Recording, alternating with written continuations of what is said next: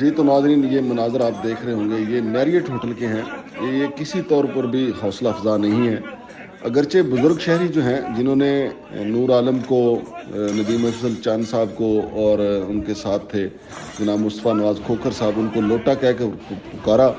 جب وہ اپنی فیملی کے ساتھ تھے، تو ان بزرگوں کو بھی اپنا خیال کرنا چاہیے تھا کہ وہ ایسے حالات میں ایسی بات نہ کرتے۔ لیکن دوسری طرف یہ جو ہمارے سینئر سیاستدان ہیں، مصطفیٰ نواز کھوکھر صاحب ہیں، ندیم افضل چاند صاحب ہیں، اور پھر نور عالم صاحب ہیں، یہ بھی اچھا خاصا فیملی بیک گراؤنڈ رکھتے ہیں۔ اگر بزرگ نے کوئی غلط حرکت کر ہی دی تھی،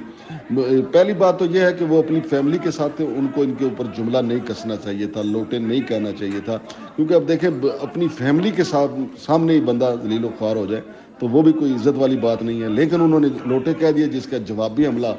پھر ان تینوں نے کیا، اور پھر بزرگ کے ساتھ جو ہوا وہ آپ نے ویڈیو میں بھی دیکھا ہے کہ بزرگ کے کو انہوں نے وہاں پہ گھسیٹا بھی، اگرچہ بزرگ کی طرف سے بھی مزاحمت کی گئی،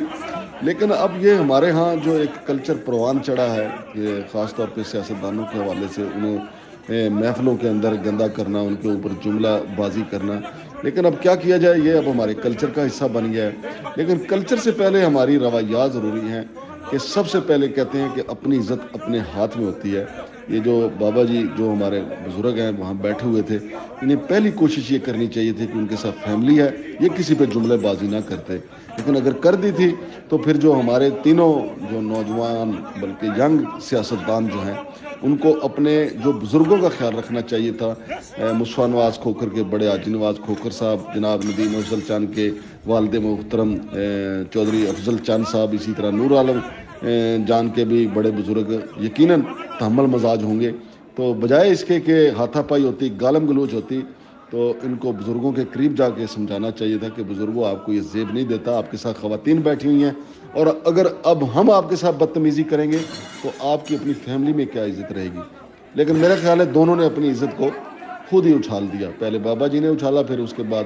جو ہمارے تینوں سینئر سیاستدان ہیں، پھر انہوں نے کوئی کسر نہیں چھوڑی۔ تو ناظرین، یہ ہے ہمارے تازہ ترین کلچر کا حصہ۔ ایک رمضان چل رہا ہے، کہتے ہیں کہ رمضان میں شیطان کو تالے لگ جاتے ہیں، لیکن ادھر تو اب نظر ایسا ہی آتا ہے کہ شیطان بالکل کھلم کھلا ہے، کیونکہ جب ہمارے غصے پہ ہی قابو نہیں ہے تو شیطان تو اپنی مرضی کی واردات کرے گا، اور غصے سے بھرا ہوا انسان ایسے ہی ہے جیسے بالکل شیطان اس کے کاندھوں پہ سوار ہو۔ تو بزرگوں کو خیال کرنا چاہیے تھا، انہوں نے نہیں کیا، تو ان تینوں کو کرنا چاہیے تھا۔ باقی جو ہوا آپ نے دیکھا۔ شمشاد مانگڑ کو اجازت دیجیے، اللہ حافظ۔